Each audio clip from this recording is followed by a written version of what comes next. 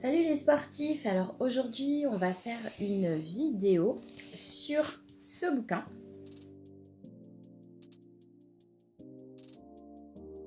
Ce qui parle de la motivation, de la psychologie du sport en fait. Donc c'est parti.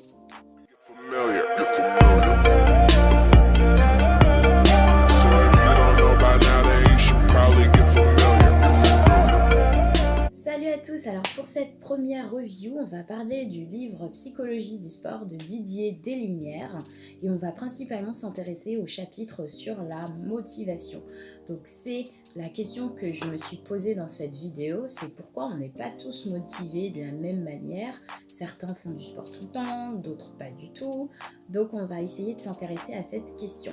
Le problème de la motivation et du sport, c'est avant tout un problème. A few moments later.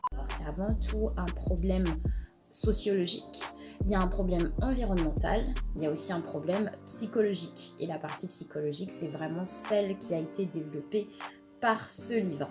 Tout d'abord, on va s'intéresser au problème sociologique. Alors, il faut savoir qu'effectivement, le sport dans notre société ne fait plus partie vraiment des valeurs centrales. La discipline, l'effort, le fait de prendre soin de soi, à mon sens, ça ne fait plus partie des valeurs piliers de notre société.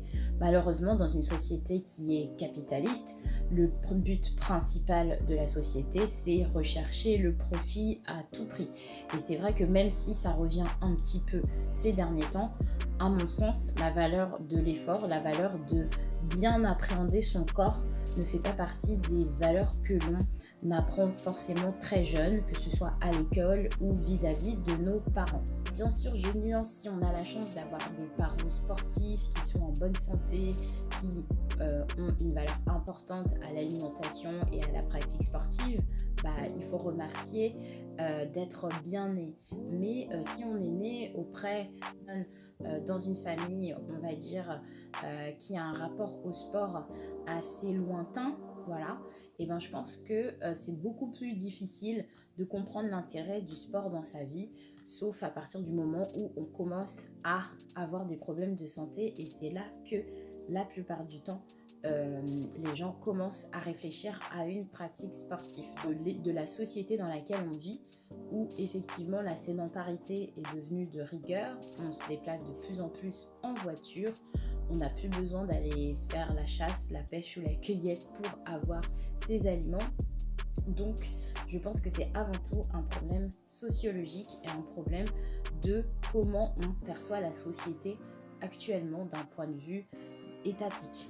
Par rapport à ce problème de motivation au sport, c'est l'environnement.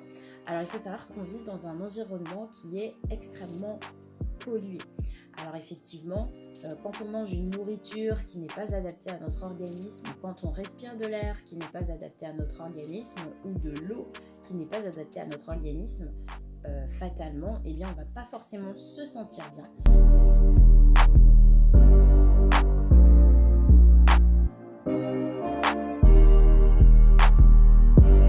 Voit bien que quand on n'a pas les bons aliments, et on sait maintenant que la majorité de ce qu'on mange est pollué, que ce soit les fruits, les légumes, les pesticides, l'eau qui est vraiment polluée. D'ailleurs, je ferai une vidéo sur la nécessité de vraiment être très vigilant à ce qu'on met dans son corps, parce que vous aurez de belles surprises dans cette vidéo. Donc je pense que d'un point de vue environnemental, on n'a plus les conditions énergétiques pour avoir envie de se bouger les fesses, puisqu'on mange des aliments qui nous rendent malades, tout simplement. En premier temps, on va parler de la psychologie.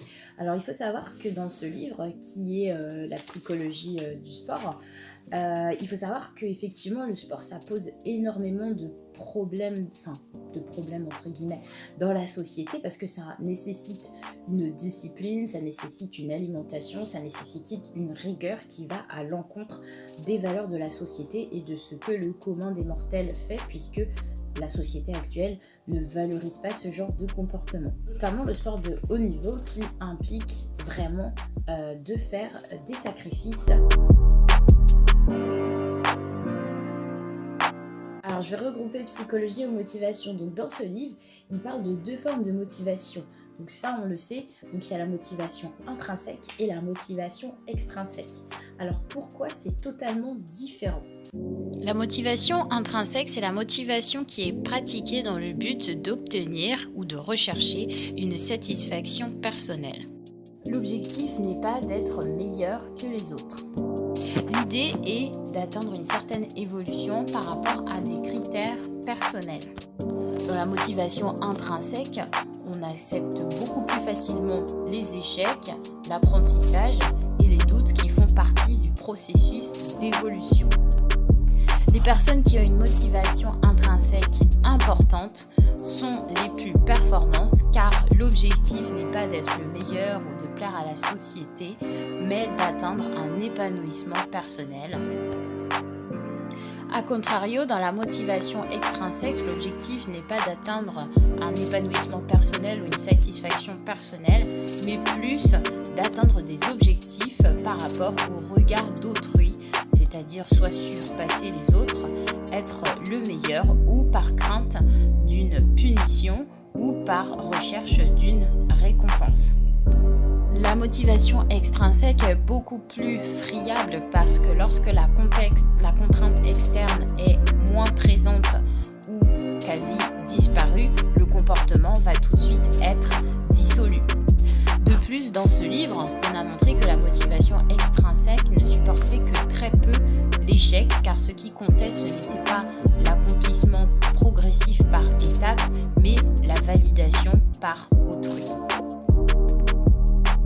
On ne peut pas dire que l'une est meilleure que l'autre. Le problème, c'est de savoir pondérer et d'équilibrer ces deux types de motivation. Certaines personnes avaient une motivation extrinsèque qui s'est transformée en motivation intrinsèque et inversement.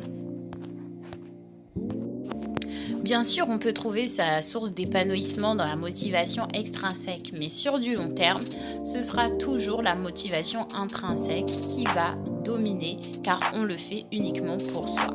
Donc ça, c'était la conception de la motivation. Donc on voit bien que la motivation, c'est pas que quelque chose qu'on a en soi. Si on a eu la chance de l'avoir dans sa jeunesse, qui a été transmise par les parents, c'est cool. Après, nos parents peuvent nous transmettre des valeurs que l'on peut accepter ou refuser en fonction de la société et des influences qu'on va avoir. Et effectivement, dans une société qui ne promeut pas forcément la santé, que ce soit par l'alimentation, la santé psychologique ou la santé physique, c'est très difficile d'être motivé à faire du sport si la majorité des gens autour de vous ne font pas de sport, ce qui est malheureusement le cas dans la société actuelle. Il y a beaucoup de gens qui ne font pas de sport ou qui ont une très mauvaise hygiène de vie. Et aussi, il y a la composante motivationnelle, c'est pourquoi on fait le sport. Est-ce qu'on fait le sport pour soi ou alors est-ce qu'on fait le sport pour les autres et pour plaire aux autres ? Et moi, si j'ai un truc à vous dire, c'est que moi, ça m'a fait énormément.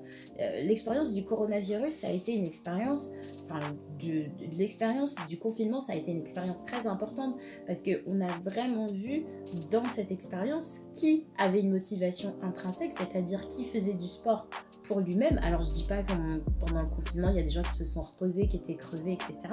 Mais quand on aime vraiment le sport et qu'on le fait pour soi, on peut pas rester 2 mois sans rien faire, sans faire de sport, sans prendre un minimum soin de soi. C'est pas possible sans. Or, il y en a, ils se sont complètement lâchés et beaucoup de gens ont pris du poids. Donc, ça veut dire que finalement, le rapport au sport n'est pas vraiment un rapport, je dirais, sain dans le sens où les gens ne font pas forcément le sport pour eux-mêmes, ils le font beaucoup par rapport au regard des autres et pour plaire finalement. Et c'est là où on a distingué les gens qui étaient des vrais sportifs et qui ont vraiment continué à faire du sport parce qu'ils aimaient ça, parce qu'ils avaient besoin de se sentir bien et parce que c'était vital pour eux, et les faux sportifs, c'est-à-dire les sportifs qui font du sport dans des contextes externes. Alors bien sûr, je peux comprendre que c'est plus facile de faire du sport avec d'autres personnes, mais moi effectivement, je trouve que c'est inconcevable de rester 2 mois alors que quelqu'un qui se prétendait sportif, qui allait à la salle de sport tous les jours, et puis il y a le confinement et il reste 2 mois sans faire du sport.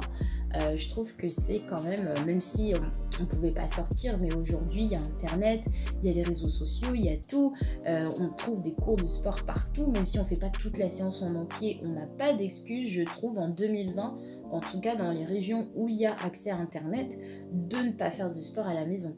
En tout cas, c'est mon point de vue. Et donc, on voit bien que finalement, on est quand même dans une société où les motivations sont surtout externes et pas forcément internes.